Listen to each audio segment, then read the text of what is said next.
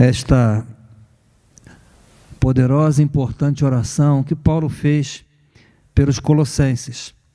Lá no versículo 9, ele diz assim: por esta razão, nós também, desde o dia em que o ouvimos, não cessamos de orar por vós e de pedir que sejais cheios do conhecimento da sua vontade, em toda sabedoria e inteligência espiritual. Sabedoria e inteligência espiritual, não segundo a mentalidade humana, né? Não segundo a inteligência humana, mas a inteligência espiritual. Então Paulo orava sempre pela igreja. Ele disse: não cessamos de orar por vós. Não cessamos de orar por vós. Isso nos ensina, irmãos, do dever que temos de orar sempre pela nossa igreja. Assim como Paulo, também devemos ter esse sentimento e poder dizer: não cesso de orar pela minha igreja, por cada irmão da igreja, pela saúde espiritual da igreja, pelo crescimento, pela unção de Deus sobre a igreja. E observe, irmãos, que Paulo orava por uma igreja que conhecia apenas de ouvir falar. Paulo nunca havia ido a Colossos. Ele diz: desde o dia em que o ouvimos. Ele ouviu, ele teve notícias daquela igreja, né? Mas não a conhecia pessoalmente. Mas mesmo assim, ele orava. Então, quanto mais nós temos o dever de orar pela igreja a qual pertencemos. Essa igreja aqui, nós fazemos parte, nós conhecemos, somos membros. Então, temos o dever de orar sempre pela nossa igreja. E Paulo aqui faz uma oração bastante ousada. Ele pede para que a igreja fosse cheia do conhecimento da vontade de Deus e que esse conhecimento fosse acompanhado de toda a sabedoria e inteligência espiritual.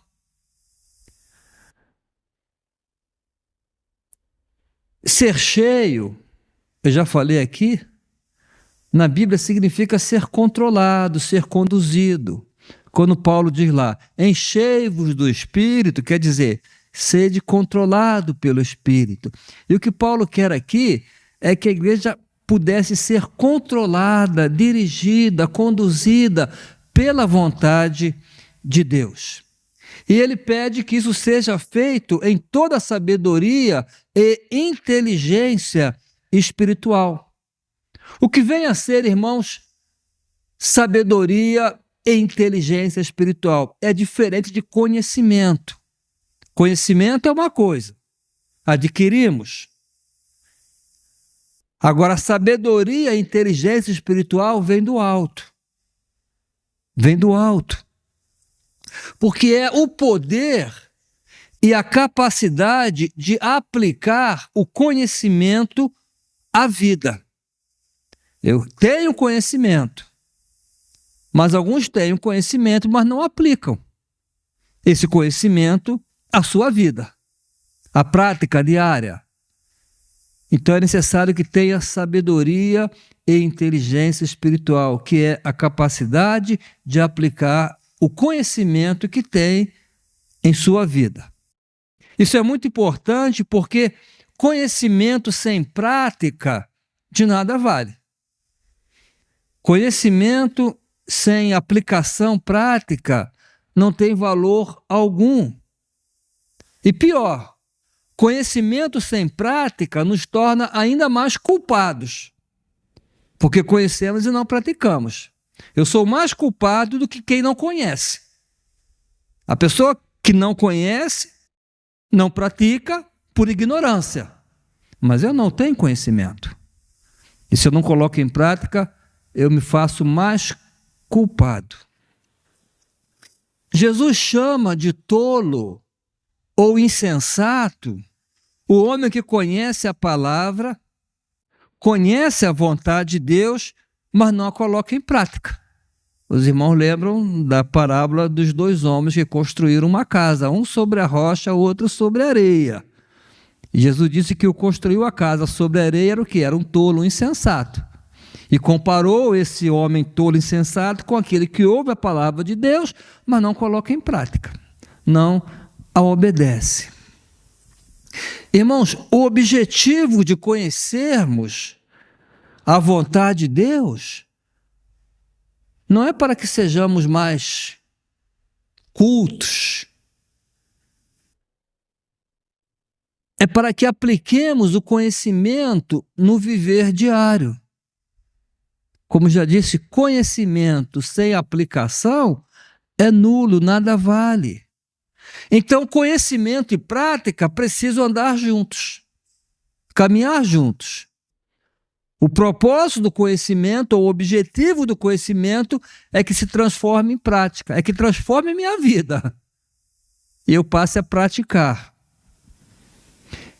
E para que Paulo pedia sabedoria para conhecerem plenamente a vontade de Deus e poder para colocar o conhecimento em prática? Para que ou por que Paulo pedia isso? O propósito é claramente revelado no versículo 10. Ele diz: para que possais andar dignamente diante do Senhor. Para que possais andar dignamente diante do Senhor, agradando-lhe em tudo, frutificando em toda boa obra e crescendo no conhecimento de Deus. Em outras palavras, para que pudessem viver uma vida digna diante do Senhor. Como já disse anteriormente, o conhecimento nos deve levar à prática. Não basta ter a informação certa na mente. Precisamos ter a vida certa diante de Deus, ou vida digna diante de Deus. Também não basta andarmos dignamente apenas diante dos homens. Precisamos andar dignamente diante do Senhor. Irmãos, é importante darmos bastante atenção a isso, porque Deus conhece a nossa vida. Deus conhece. Ele sabe o que ninguém sabe, ele vê o que ninguém vê. Pessoas enganam pessoas, mas a Deus ninguém engana. Ele conhece o mais íntimo do nosso coração. Viver de modo digno de Deus é o mesmo que imitar a Deus ou imitar a Jesus. É andar como Jesus andou. Essa é a única maneira digna de viver diante de Deus. Andar como Jesus andou. Viver como Jesus viveu. Ser santo como Jesus é santo. Lá em Efésios capítulo 4, versículo 1, Paulo diz assim: rogo-vos, pois eu, o preso do Senhor, que andeis como é digno da vocação com que fostes chamados. Então Paulo diz que há uma vocação, que nós fomos chamados a esta vocação e que devemos andar de maneira digna desta vocação. E que vocação é esta? O apóstolo Pedro responde lá na primeira carta de Pedro, capítulo 1, versículo 15, Pedro diz assim: mas como é santo aquele que vos chamou, observe, a nossa chamada, né? A nossa vocação, sede vós também santos em toda a vossa maneira de viver. Essa é a nossa vocação, é para isso que fomos chamados, para sermos santos.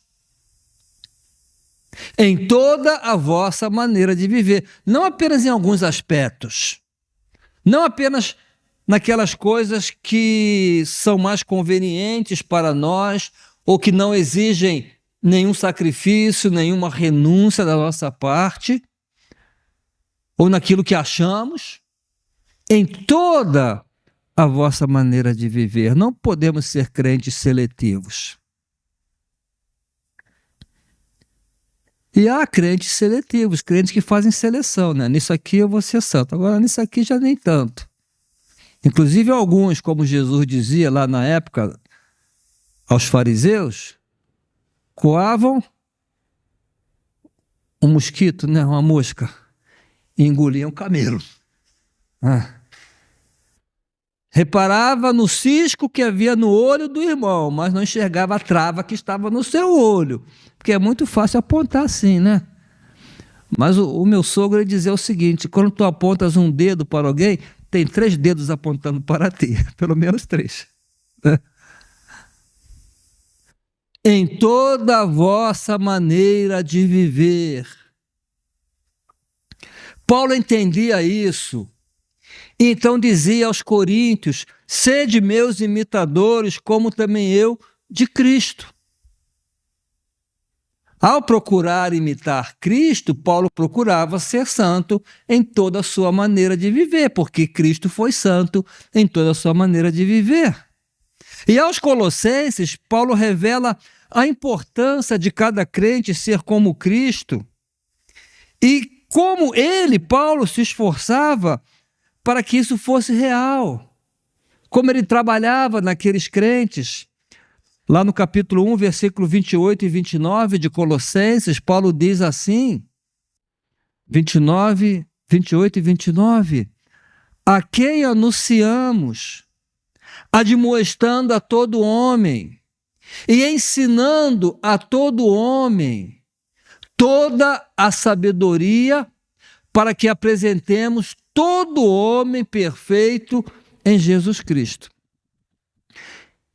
E para isso também trabalho, combatendo segundo a eficácia que opera em mim poderosamente. Então Paulo trabalhava arduamente, Paulo ensinava em toda a sabedoria com esse propósito, apresentar todo homem perfeito em Jesus Cristo. Para isso também trabalho. Trabalhava arduamente, a admoestar, a ensinar a todo crente para que fosse cada vez mais parecido com Cristo, em toda a sua maneira de viver. Mas só o trabalho de Paulo, só o ensino de Paulo não era suficiente. Precisava haver uma resposta. Aí vamos ao que já falamos. Não basta apenas o ensino e o conhecimento, precisamos aplicar ao nosso viver diário o conhecimento adquirido. Aquilo que nos é ensinado, eu tenho que colocar em prática. Não basta apenas o professor da escola dominical preparar a lição, como tem preparado muito bem, né? O Vitor, parabéns ao Vitor, né? A Simone também, que preparam a lição para expor aqui aos irmãos, mas se não colocar em prática, apenas adquirir o conhecimento. Mas conhecimento sem prática não adianta nada, não basta o pastor preparar um sermão, um estudo bíblico, partilhar com os irmãos, mas se não colocar em prática, não adianta.